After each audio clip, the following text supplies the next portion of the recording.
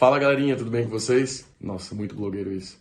O nosso experimento vai ser sobre a fotossíntese. Nós vamos dividir o nosso experimento em duas aulas de 50 minutos, né? E vai ser voltado para o primeiro ano do ensino médio, né? Então, vai ser dado os materiais para os alunos conseguirem realizar o experimento e que eles consigam, a partir desse experimento, compreender como acontece a fotossíntese de fato, né? Que eles sejam capazes de explicar as reações que ocorrem na fotossíntese, tendo em vista que eles vão ser desafiados a investigar o porquê dessas reações, o porquê que essas reações elas acontecem, né? Então, qual vai ser a metodologia? Nós vamos na primeira aula ter a aula teórica sobre as etapas da fotossíntese, a parte fotoquímica e bioquímica da fotossíntese. E na segunda aula a gente vai ter a aula prática, né, com o experimento propriamente dito, né, com uma investigação em forma de debate enquanto a gente espera o resultado, né, porque o experimento ele tem um período, um certo tempo para a gente conseguir ver as mudanças, né, e aí vai ser mediado por conteúdos trazidos pelo professor para análise, né, de como a gente pode associar a fotossíntese com a conservação dos biomas, né? Essa investigação, que vai ser mediada pelo professor, né, os alunos vão poder responder perguntas como: será que esses processos realmente eles acontecem? Né? A luz realmente interfere na fotossíntese? Como é que a gente pode perceber a liberação de oxigênio? Será que realmente a planta produz o próprio alimento?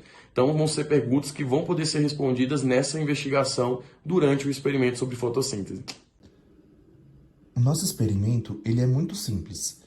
Ele precisa de bicarbonato de sódio, 2 recipientes com água, 2 folhas de planta e uma luminária. O primeiro passo é diluir 1 colherzinha de bicarbonato de sódio nesse recipiente com água. Coloca o bicarbonato de sódio em uma, pega mais um pouquinho, coloca o bicarbonato em outra e dilui, né, esse bicarbonato de sódio na água. Meu Deus, eu tô sujando tudo e ainda arranquei as plantas da minha mãe. Ela vai acabar com a minha vida, mas tudo em prol da ciência, né, meninos? Então vamos lá. Tendo colocado o bicarbonato dissolvido em água, nós vamos colocar a folhinha que a gente recolheu do jardim da mãe imersa nessa água, nos 2 recipientes. E aí a gente vai, né, vamos imergir ela, bonitinha a planta, aqui nos recipientes. E somente um desses frascos será exposto à luz. O outro, a gente vai colocar ele num lugar escuro e vamos esperar 40 minutos e ver o que acontece. Agora chegou o momento da gente tirar a plantinha que estava no escuro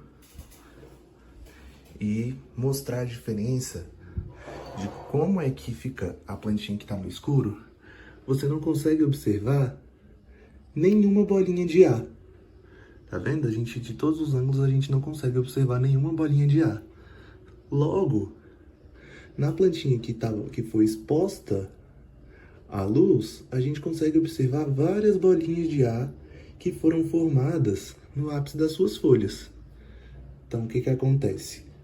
Essas bolinhas de ar, elas são o oxigênio, tá? Que a plantinha liberou ao realizar a fotossíntese. Ela pegou o gás carbônico do bicarbonato de sódio, que a gente diluiu, e transformou em oxigênio. E aí formam essas bolinhas dentro da água, onde a gente consegue observar todo o processo.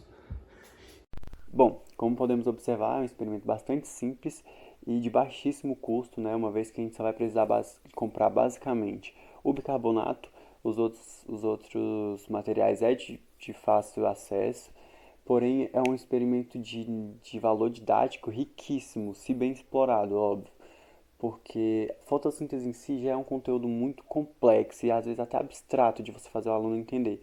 Mas se você consegue mostrar a partir de um experimento desse de forma prática e visual, você consegue fazer com que aquele aluno veja e entenda e saiba explicar o porquê aquilo aconteceu Óbvio, após uma aula teórica bem dada, você dá base para o aluno poder explicar, tipo, por exemplo, qual a importância do carbono, olha o spoiler, qual a importância do bicarbonato para essa para esse experimento, é, qual é a importância da luz para a fotossíntese. Ele consegue assimilar esse experimento com as fases da fotossíntese, com a fase fotoquímica, com a fase bioquímica e dentre vários outros aspectos da fisiologia vegetal que pode ser abordado, como por exemplo a transpiração, né, com a liberação do oxigênio, o além de tipo, respiração, você pode tratar de anatomia, como por exemplo os estômatos, onde estão localizados os estômatos, dá para visualizar isso?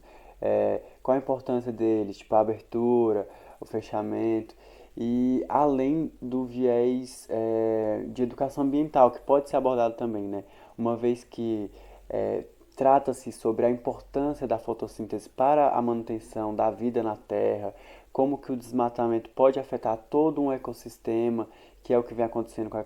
E aí você faz o aluno pensar e refletir como que isso afeta diretamente nele, no cotidiano dele, sabe? E aí você consegue gerar mais essa consciência ecológica, para ter mais essa sensibilidade para a conservação do meio ambiente, etc. E eu acho que é isso. É um experimento riquíssimo e espero que usem e desejo muito boa sorte na aula de vocês. Façam um bom proveito e muito obrigado. Até a próxima.